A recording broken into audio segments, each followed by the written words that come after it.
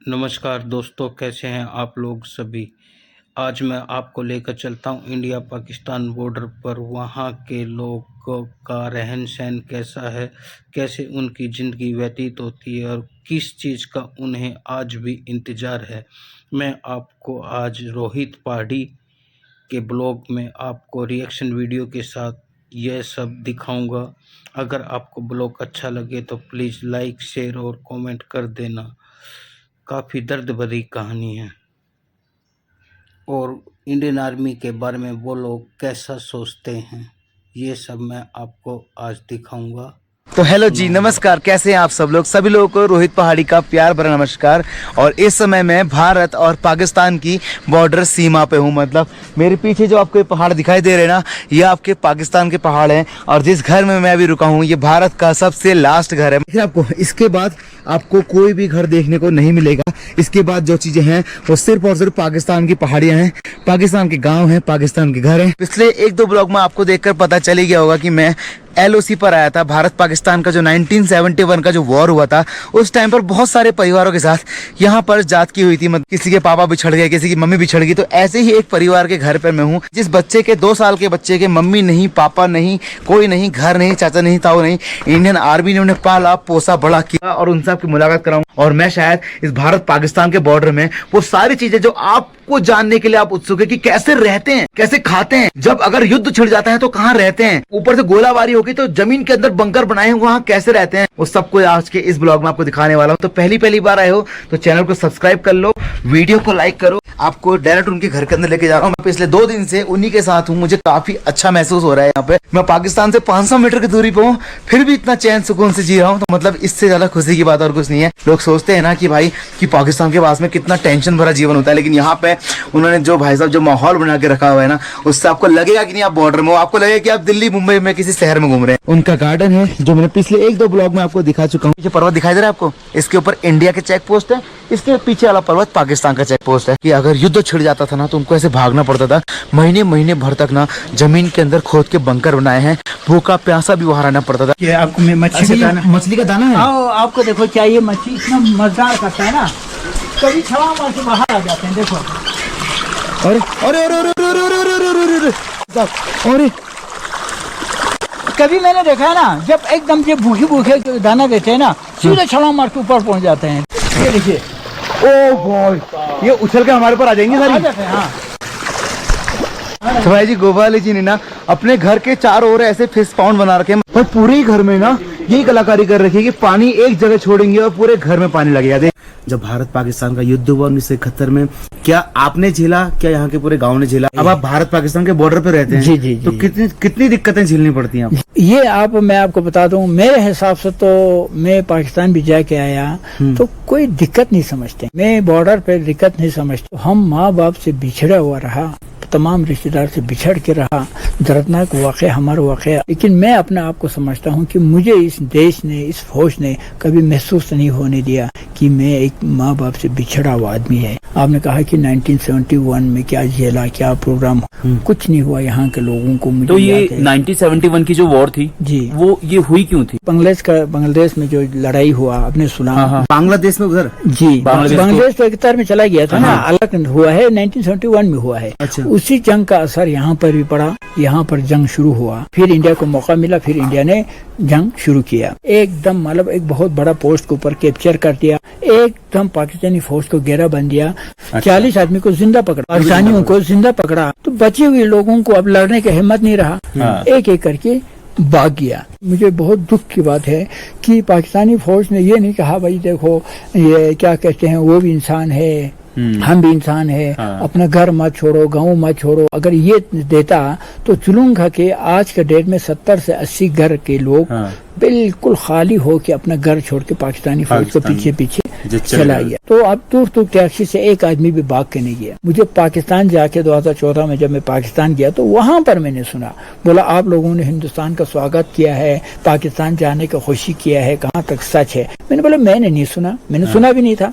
जब मैं वापस आके मैं तुर्क में जाके कई बुजुर्गों से पूछा तो पाकिस्तान में ऐसा कहते हैं, आप लोगों ने पाकिस्तान भागने की खुशी मनाया, इंडिया आने की खुशी मनाया, और इंडियन आर्मी को आप लोगों ने शहनाई के साथ स्वागत किया, कहते हैं कहाँ तक सच है। तो वो बूढ़ा 2-3 बूढ़ा ने बोला बात बिल्कुल सही है। और उसके बाद ये गाँव छोटा था, आप देख रहे हैं, था गाँव छोटा था। तो इस गाँव वाले चुलूंगा तो पूरा 500-600 लोग घर छोड़ के भाग रहे थे, रोते चिल्लाते जा रहे थे। वो मंदिर हर किसी ने देख लिया। सबसे नजदीकी गांव था बॉर्डर का, बॉर्डर बिल्कुल 0 पॉइंट बॉर्डर था, पाकिस्तान का बॉर्डर था। फिर वहाँ से आगे बढ़ा। अब ये गांव छोटा गांव था, अब यहाँ पर भी लोगों को चिंतित था, फिक्र था।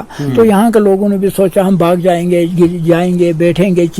थोड़ा आपस में जब सलाह मशवरा हुआ तो मेरा दादा, जो मेरे दादा का 2 भाई होता था, उन्होंने कहा कि हम यहाँ से नहीं जाएंगे, हम हिंदुस्तान का स्वागत करेंगे, क्योंकि मेरी जवानी पूरा हिंदुस्तान के साथ गुजरा है। तो मेरे दादा ने क्या किया, मैं और मेरे छोटा भाई को बिल्कुल पकड़ लिया, बोला तुम लोग जाओ। उस रात जब आर्मी आई थी? जी आर्मी अभी तक नहीं पहुंची। अच्छा, अभी तक पहुंची नहीं थी। अब सुना है कि तुर्तुक में पहुंच गया है आर्मी। अच्छा, आपने पहले ही सुन लिया था कि तो यहाँ से जो लोग भागने वाले थे वो भाग गए थे। आपके दादाजी जो थे उन्होंने आपको और आपके भाई को जी पकड़ के रखा, बोला कि तुम लोग जाओ, लेकिन मैंने अपने दोनों भतीजों को जाने नहीं दूंगा। जब बच्चों को पकड़ के रखा तो मेरे पापा को यहाँ बैठना पड़ा, उसका पिता को और बच्चों को देखने के लिए। लेकिन बहुत दुखित कहानी है सच। अब इस गांव वालों ने ये फैसला किया, हम क्यों ना, ये बूढ़ा जब घर नहीं छोड़ता है तो हम भी ऐसा क्यों ना करें, अपने गायों को, बकरियों को, मुर्गियों को सब हम यहाँ रख देते हैं। तो आप एक आदमी यहाँ बैठ देते हैं, घर का जो मालिक है, अच्छा, हस्बैंड है। फिर हम चलते हैं बच्चों को लेकर पाकिस्तान के। ये महिलाएं और बच्चे पाकिस्तान चला गया। बच्चों में से मैं और मेरा छोटा भाई यहाँ रह गया।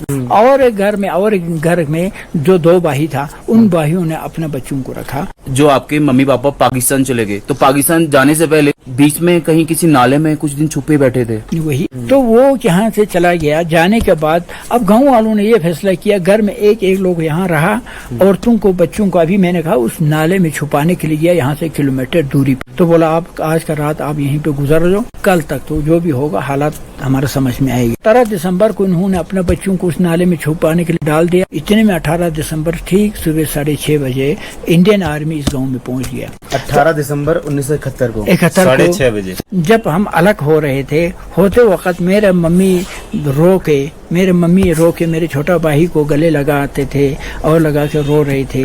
तो फिर मुझे भी गले लगा रहे थे, रो रहे थे, लेकिन वो नहीं था। लेकिन दोनों बेटों को छोड़ कर गया। तो फिर मेरे छोटा भाई रो के वो पलट रहे थे, मैं मम्मी के साथ जाऊंगा। मुझे याद है, या सपना है या याद है, मुझे थोड़ा सा वही याद है, उसके अलावा जो 71 की बाकी मुझे कहानी याद नहीं है। 18 दिसंबर को एकदम इंडियन आर्मी यहाँ प्रवेश हो गया। होने के बाद हाई कमान से ऑर्डर आया, बोला अब सिस्पर हो गया, आगे मत जाओ। बस सीधा इसी गांव के किनारे में इंडियन आर्मी ने मोर्चा संभाला। बाप और बेटे के वजह से हो गया, बेटा उधर रह गया, अपने बेबी पार रह गया, घर के एक लोग यहाँ रह गया। तो इंडियन आर्मी ने फिर सोचा यार अब कैसे गुजरेंगे इन बेचारों का जिंदगी, किसी तरीके से बच्चों को वापस लाना पड़ेंगे।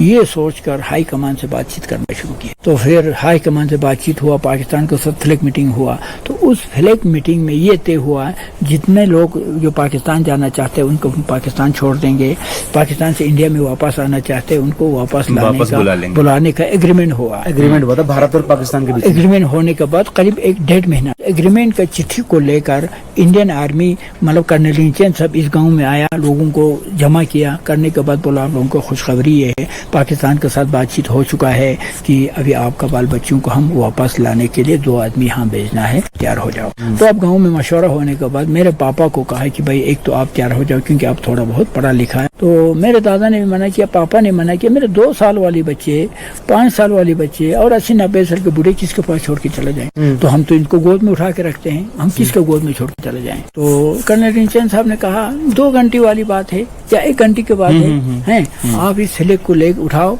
और ये क्या कहते हैं चिट्ठी को उठाओ, जाओ पाकिस्तान को। पहले कॉपी पहुंच चुका है पाकिस्तान, तो पहले से ऑलरेडी वो बच्चों को तैयार रखा होगा, आप लेकर आओ। अब क्या हुआ कि हमें और मेरे छोटा भाई को बोला चलो फिर 1-2 घंटे के लिए आप संभालो।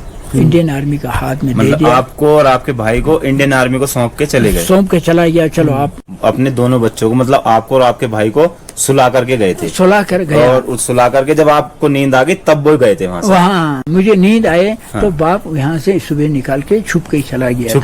वहाँ से लोगों को लेके आना है, वहाँ के लोगों को किसी को नहीं आने दिया ना, और आपके पापा को जेल में डाल दिया। वही मैं कह रहा हूँ, पापा इंडियन आर्मी ने तो ये किया कि चलो मिलाते हैं परिवारों को, और पाकिस्तान आर्मी ने जेल में डाल दिया। बिल्कुल वही मैं कह रहा ये हूँ तो ना। बहुत ही गंदा सुलूक किया बहुत पाकिस्तान आर्मी ने। गंदा सुलूक, यही मैं कहते अगर हैं। पाकिस्तान आर्मी उस दिन ये नहीं करती तो सारे परिवार मिल जाते। आहो, देखो मैं बात बता दूं, बुरा कर तो बुरा होता है, भला कर तो भला होता है। जब उन माओं को वहाँ रो रहे थे, चिल्ला रहे थे, बच्चों भूखे मर रहे थे, ठंड से मर रहे थे, तो उस परेशानियों के बीच में हिंदुस्तान ने अपना घर बुलाया। 2 आदमी फ्लैग लेके वहाँ पहुँचा। अच्छा। तो कितना खुशी हुआ होगा अब बताओ उन माओं को। सही बात है। अब हम अपना घर बुलाने के लिए हिंदुस्तान ने आदमी लाने के लिए भेजा, तो इतना खुशी से इतना वो झूम रहे थे। इतने में 1 घंटा या 2 घंटे के बाद पता चला कि जो इंडिया ने 2 आदमी भेजा है, दोनों वापस नहीं जाएगी, ये दोनों जेल में चला गया है, कोई वापस अपना घर नहीं पहुंच जाएंगे। तो क्या गुजरा होगा उन माओं के ऊपर। आखिरी उम्मीद भी खत्म हुआ। तो आज भी मैं सोचता हूँ कि वो माँ अभी जिंदा है पार, तो आज भी बददुआ देता होगा नहीं होगा। अब बोलो पाकिस्तान आर्मी को बिल्कुल देता होगा नहीं होगा। वो माँ आज भी जिंदा है, आज भी हाथ उठाकर हिंदुस्तान फूले फाले, हिंदुस्तान खुश रहे, क्योंकि उनके बच्चे यहाँ हैं। उन्होंने उन्होंने हमें लाने के लिए भेजा, लाने के लिए भेजा था ना, तो ये दुआ आज भी करता होगा वो माँ। अब पाकिस्तान जैसे हमें बेवा बनाया, ये भी बेवा बन जाए, हमें यतीम बनाया, ये भी यतीम बन जाए, ये दुआ आज भी हाथ उठता होगा नहीं पाकिस्तान के में रह के ही पाकिस्तान को बददुआ दे रहे हैं। देना होगा नहीं होगा। हम और आपको भी सोचो, आज जो 70-50 सालों से रो रहे हैं वो माँ, वही बददुआ नमाज के बाद करता होगा।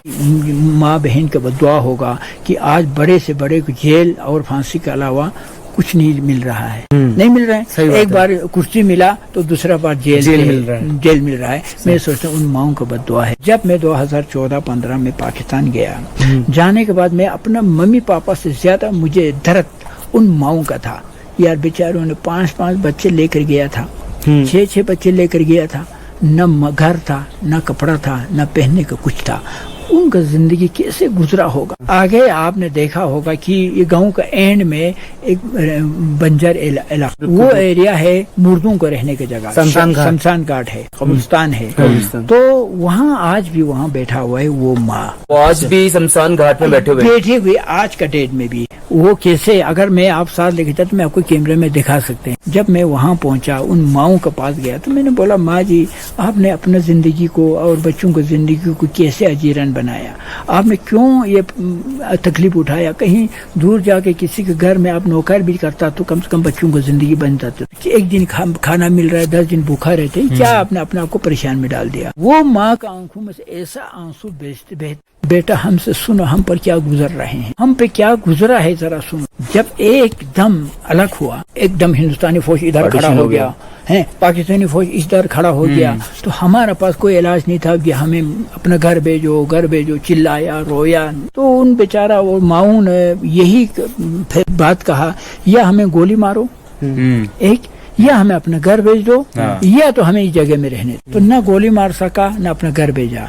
तो अब उस शमशान घाट के ऊपर वो भी मुर्दों, नीचे मुर्दा बैठा है, ऊपर जिंदा बैठा है, आधा मुर्दे, वहाँ मकान बना के बैठा हुआ है। मकान क्या, झुंपड़ी समझ बना के वहाँ आज भी जिंदा बैठा हुआ है। तो मैंने माँ जी से पूछा, माँ जी आपने ये क्यों किया यहाँ बैठने का। कि हमने छोटा सा गलती किया था 71 में, अपना घर छोड़कर 1 किलोमीटर आगे आया, तो आज 40-45 सालों से हमें रोना पड़ा, रो रहे हैं। कोई ऐसा दिन नहीं है जो हम रोए बगैर। तो कहीं हम ये इस इलाके, इस जगह को छोड़कर हम कहीं दूर किसी के गांव में इस पेड़ का खातिर चला गया, इस पेड़ का खातिर या बच्चों का खातिर हम थोड़ा दूर चला गया, तो हमें ये रिकॉर्ड है कि इंडिया पाकिस्तान जब भी जंग हो जाते हैं तो इंडिया आगे आते जाते हैं। अच्छा, वो इस उम्मीद में कहीं पाकिस्तान के अंदर नहीं जा रहे हैं कि दोबारा जंग होगा तो पाकिस्तान में वो गांव मिल जाएगा और हम दोबारा हिंदुस्तानी बन जाएंगे, हमें हमारे बच्चे मिल जाएंगे, हमें हमारा परिवार मिल जाएगा जी। इस उम्मीद में वो यहाँ छोड़ के जा नहीं रहे हैं। कहने का मतलब यह है कि बॉर्डर थांग गांव हो या फरानो गांव हो, दोनों गांव के लोग चाहते हैं कि एक बार और युद्ध हो और वो गांव यहाँ को आ जाए। बिल्कुल, ये तो बिल्कुल पाकिस्तान की तो इतनी औकात है नहीं कि वो आ जाए, इंडिया ही लेके आएगा। वही वो माँ कहता भी है ना, माँ वही कहते हैं, इंडिया पाकिस्तान 3 जंग हुआ बेटा हमारी जिंदगी में, तीनों जंग में पाकिस्तान पीछे हटते गया, इंडिया आगे बढ़ते गया। अब हम दुआ करते हैं कि चौथी जंग और हो जाए। हम आए तो ये से इंडिया जैसे आते ही हम अपना घर पहुंच जाएगी, अरे इसलिए हम यहाँ बैठे हैं। खुदा न करे कहीं हम दूर जाके किसी के गांव में बैठेगा तो हो सकता है कि रात में इंडिया इस गांव को कैप्चर करे, और आगे हम ना फिर रह आए, जाएं। हम फिर हमें रोना पड़ेगा 50 साल अगर पीछे रह गए तो हाँ मतलब कहने का मतलब है कि दोनों गांव की बस एक ही उम्मीद है कि भारत पाकिस्तान का एक और युद्ध हो जाए छोटा सा, जी, जी। और वो गांव भी इंडिया में आ जाए। जी, इसलिए हम इंतजार कर रहे हैं, हम दिन गिन रहे हैं कि आज जब इंडिया आगे नहीं आया तो हम दुआ करते हैं कल आ जाए, कल नहीं आया अच्छा, तो वो मतलब हाथ जोड़ के विनती कर रहे हैं कि युद्ध हो जाए, युद्ध हो जाए, आगे आ जाए। तो इस इंतजार में हम दिन निकाल रहे हैं भाई, बेटा 45 साल से निकाल रहे हैं। दूसरा, जब हम यहाँ रहते हैं तो वो गांव हमें बिल्कुल सामने से दिखाई देते हैं। जिस खेत में मेरे हस्बैंड काम के लिए आते हैं तो हमारे खेत में, तो मैं अपने बच्चों को ये दिखाते हैं, बेटा देखो वो आपका पापा है जो खेत में काम कर रहे हैं, ये खेत हमारे खेत में आपका अच्छा, पापा। मतलब इस गांव से उस गांव के लोग एक दूसरे को दूरबीन से देख लेते हैं। जब मैं पाकिस्तान पहुंचा 2014 में, 2014 में पाकिस्तान पहुंचने के बाद एक आदमी मुझसे मिला, मिलने के बाद बड़ा लंबा दाढ़ी वाला था, मिलते ही मुझे गले लगाया और खूब रोया। तो मैं हैरान हो गया, यार ये आदमी पहला बार देख रहा हूँ, मुझे देखे क्यों रो रही है, ये तो होगा। और पूरा महफिल सब अजीब हो गया, यार क्यों रो रही है। तो उसने रोना धोना खत्म करने के बाद उन्होंने कहा, एक कहानी सुनाया, देखो मुझे आंसू इसलिए आ रहे हैं, जब 71, 72, 73 में जो भी होगा तो इनका पापा इस पोस्ट पे आया जब उस वक्त में पाकिस्तानी फौज में था। हाँ, तो पोस्ट पे आया, आने के बाद उन्होंने मुझे कहा, उनका नाम भरा हुआ कहते थे, उन्होंने कहा यार मेहरबानी करके यार मुझे थोड़ा दूरबीन दे दो, मैं थोड़ा अपना घर गाँव को देखते हैं। तो फिर मैंने मैंने के पापा को मैंने दूरबीन दे दिया। तो पापा दूरबीन देखते देखते उसने रोना शुरू कर दिया, पागलपन होना शुरू कर दिया और रोते रोते वहीं पे बेहोश हो गया। बोला पापा? मेरे पापा।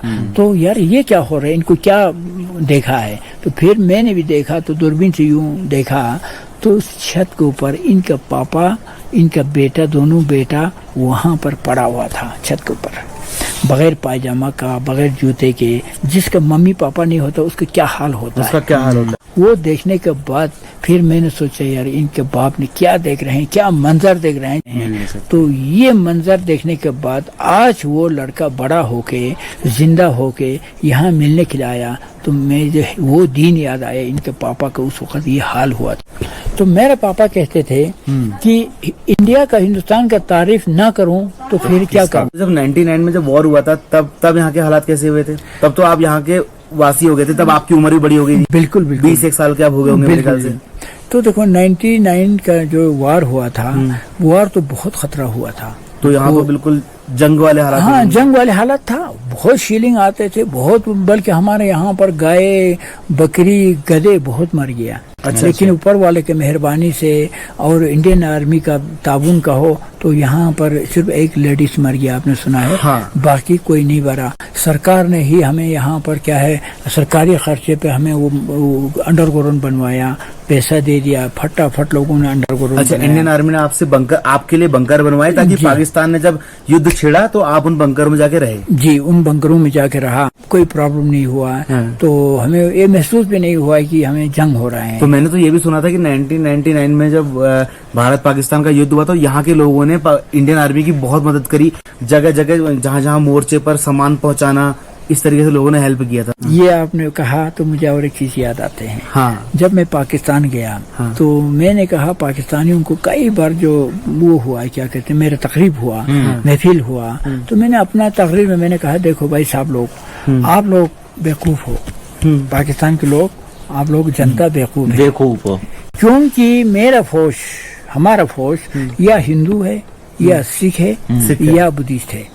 मुसलमान 5 या 6% बहुत कम आते हैं, बाकी सब हिंदू ही होते हैं। लेकिन तब भी हमारे लोग, हमारे जनता उस फौज का हम इतना इज्जत करते हैं, उस फौज का हम इतना खिदमत करता है। तो फिर फौज सबसे पहले बची कुची राशन आते हैं, वो गरीबों को बांटता है। उसके बाद कपड़ा कंडम हो जाते हैं, फटे फटे कपड़ा हो, वो जहाँ जरूरतमंद है उनको बांटते हैं। और कहीं तकलीफ हो तो फिर फौज खुशी खुशी से हमें मदद करने के लिए हमारे आगे आते हैं, चाहे बाढ़ हो, चाहे मुसीबत हो।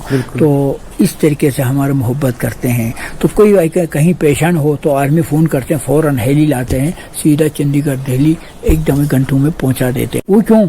कि हम अपना फौज के साथ मिल के रहते हैं। जो इंडियन आर्मी जब किसी को दिल देते, मैंने पाकिस्तान को यही कहा ना, तो फिर क्या होते हैं कि हमारा फौज हमारे लिए जान देते हैं। इंडियन आर्मी हम मिल के रहते हैं। आपका पार यहाँ पड़ा परेशान है, मैंने तो क्या है कि आप भी मुसलमान हो, वो जनता भी मुसलमान है, फौज भी मुसलमान है, लेकिन बेटा घर में रहते हैं, बेटा फौज में रहते हैं, बाप घर में रहते हैं, बाप बेटे को गाली देते थे नजर आते हैं। आप हर वक्त अपना पाकिस्तानी फौज को गाली देते हैं। मतलब पाकिस्तान में रह के पाकिस्तानी लोग पाकिस्तानी आर्मी को गाली देते हैं। सब मुस्लिम है, सब मुस्लिम है। कहते हैं जो आर्मी है वो हिंदू है, तब भी यहाँ कहते हैं मुस्लिम लोग उनकी तारीफ करते हैं। लेकिन मैं ये समझते हैं यकीनन पाकिस्तान 1971 की पाकिस्तान और पाकिस्तान की फौज मेरे दुश्मन था, मुझे यतीम बनाया।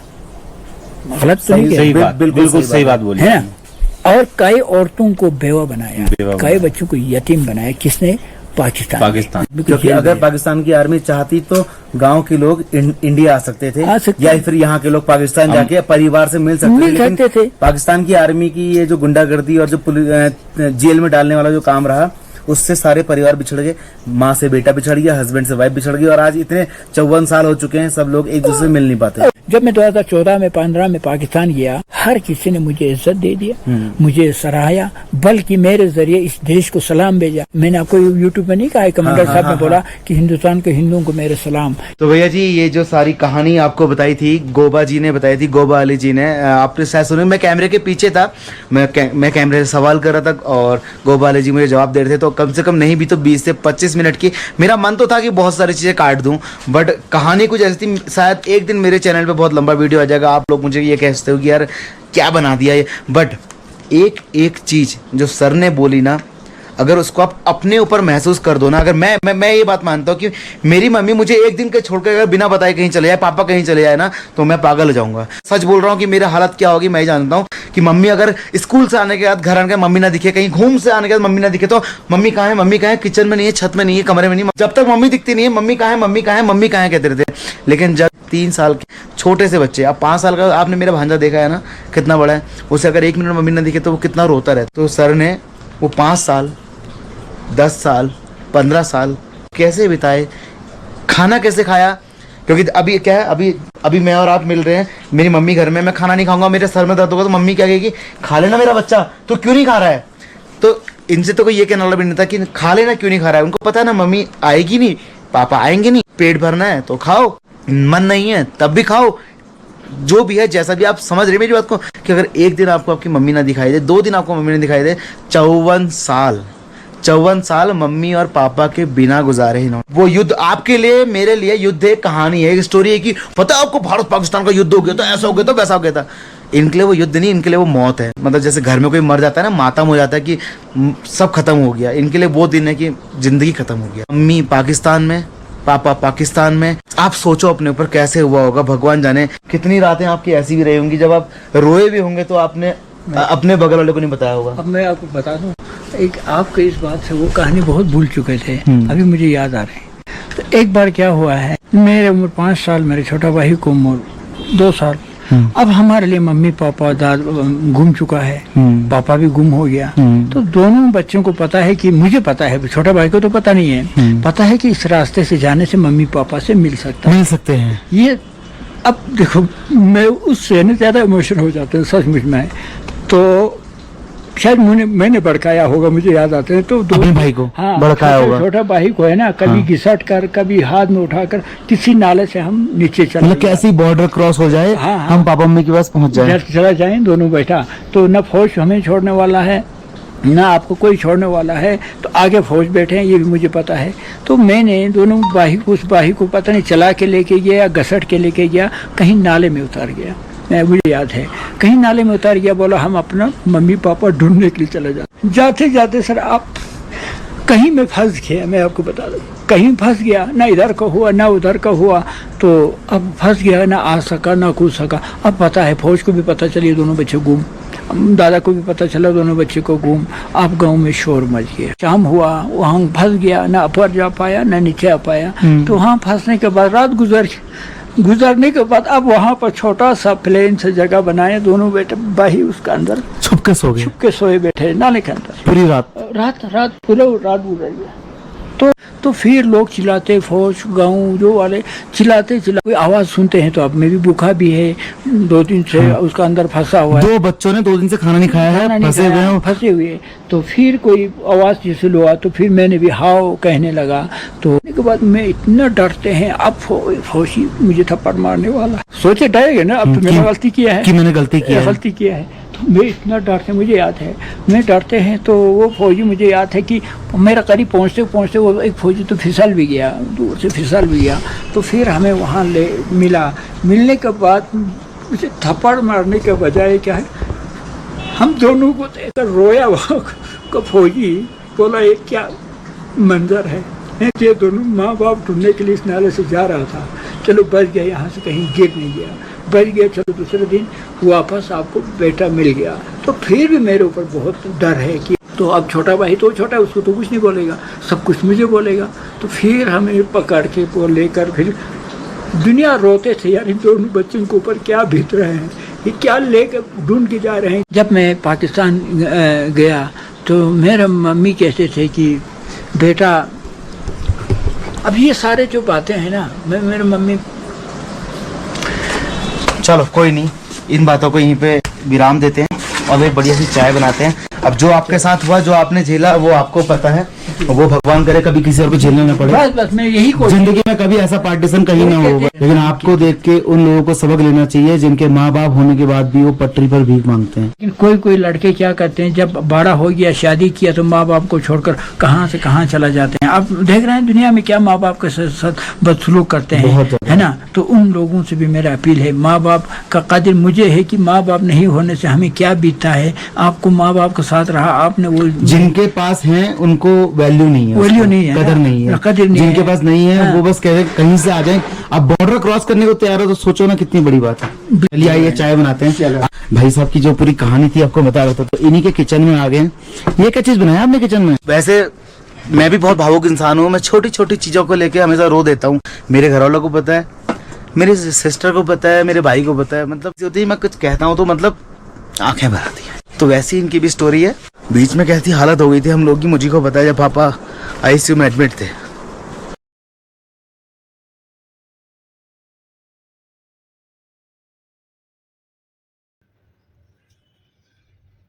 बड़े भावुक शब्दों के साथ ये वीडियो देखी है और बड़ा दर्द हुआ, क्योंकि मेरे भी माँ बाप नहीं हैं,